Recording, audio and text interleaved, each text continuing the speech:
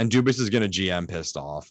Like he's been criticized in the past for being too soft in negotiations and other aspects of his job. He's going to GM pissed off now. Like, I mean, let's face it, like, he's probably embarrassed by what happened in the playoffs last year. So hopefully, like, a spark was lit. And I mean, if I was him, I'd be angry and I'd be GMing angry. So.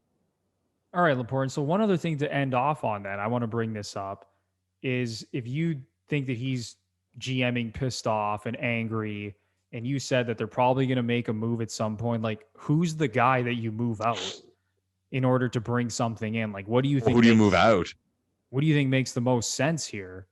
Like, do you go the prospect route and you trade, you know, like a Nick Robertson or even like one of these D-men for that matter, Sandin or Liljegren, or do you move out someone who's actually a core member of this team? Let's say what we all know, like one of the core guys is not going to get moved. And we can go for a long time about this one. Morgan Rielly, man. 1 year left on his deal. And it's a tough one with Rielly because people ask me, like, oh, like, what do you think he's going to get? And I'm like, I don't know. Like, you can always say, like, yeah, team's going to do something stupid. But, like, what would I give Rielly? Like, what does he make now? 5.5? He makes like, 5 on the nose right now. 5? It's like, what would you really give him above that? Let's say, like, in terms of a fair deal. And you look at the other defensemen on the team, and they all have different responsibilities, roles, do different things. But, like, you look what Muzzin makes. You look at what Brody makes. I mean, I don't think it's fair to give, like, say, Rielly, like, 8 or 9 million. So I don't know. Like, I'll ask you though, like, if you could sign Morgan Rielly tomorrow at, say, 6 times 6, would you do it?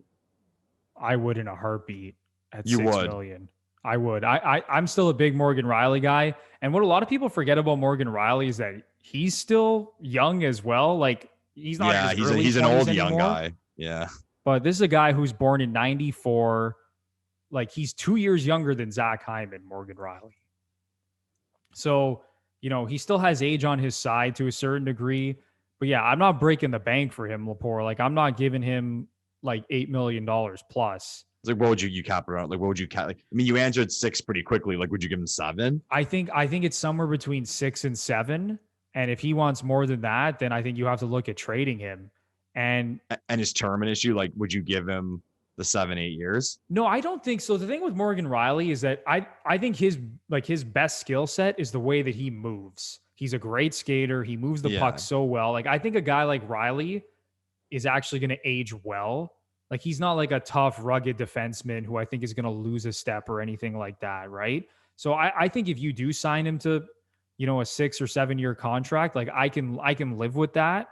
I think he's going to actually probably for the most part bring back value in that case. But yeah, I think if you can't commit too much money to this guy, and it's going to be a situation that we're all going to have to monitor here because trust me, we'll be reminded of it. So yeah, and you don't want to lose him for nothing, right? Yeah, and he's probably if this team goes into this season and they get off to a slow start and, you know, they don't make, you know, they're on, let's say they're like 4 points out of a playoff spot, like heading up to the trade deadline, like, that's probably a guy you move at that point, Lepore. Like, if his camp is coming to Kyle Dubas and saying, listen, we just saw what Seth Jones got and what some of these other defensemen are signing for, like, we want 7-8 million plus. I don't know how the Leafs make that happen at that point. So then if we're not trading Rielly, who are we trading? And that's the thing, tough one, man. It's a tough one. Like, you have the guys you have now. A lot's in play. Like, you have to look at it individually, but like each individual deal. But I don't know. Like, there's still that part of me that thinks Kerfoot's going to go because you free up that salary. And I think a big question will lie with the goalie that's brought in. And because let's face it, like, Freddie made $5 million. So Campbell's on the books for, was it like 1.65? And then depending on what you bring in for your goalie, and that'll be a weird one too, because like, what do you give that goalie? Because you can't give a goalie, you don't want to give a goalie a 1 year deal, so then you don't know what your situation is next year. But like that money, because you're freeing up the money from Hyman that was like 2.5 million, whatever's left over from the goalie that you sign minus Anderson. And then if you do give something up from your lineup, like, yeah, we'll see. I mean, some quick math there, like a $2.5 million goalie, that frees up 2.5 of what you were paying Freddie. So that's 2.5. Hyman's off the books for 2.5. So that's 5 million. And then Kerfoot's what, 3.5? 3.5, yeah. Yeah. So there you go. Like that's 8.5 million. And like you have to replace Kerfoot like as a body. So it's like, you know, two guys you'd have to get. But people know where I'm going with this, where like things can happen. Like there's money at play here, and like things can happen. And they have to make a move, man.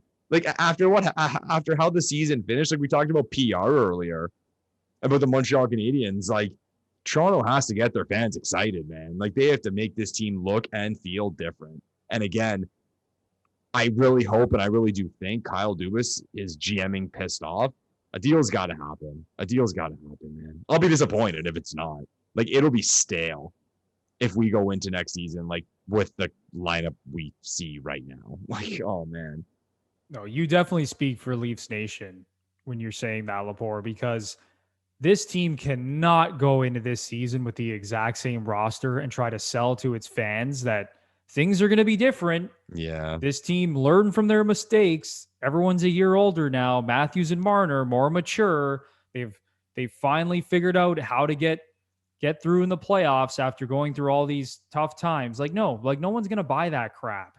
You have to bring in someone to get this fan base excited. And no one's saying they got to bring in some star player, but you have to try to supplement this forward group right now, because you can't just have your offense coming from that top six. And we saw the last two playoff series for this team, they failed to produce enough offense. Yeah. So with Zach Hyman leaving, with Jared McCann going to Seattle in the expansion draft, like there are holes you need to fill up front here.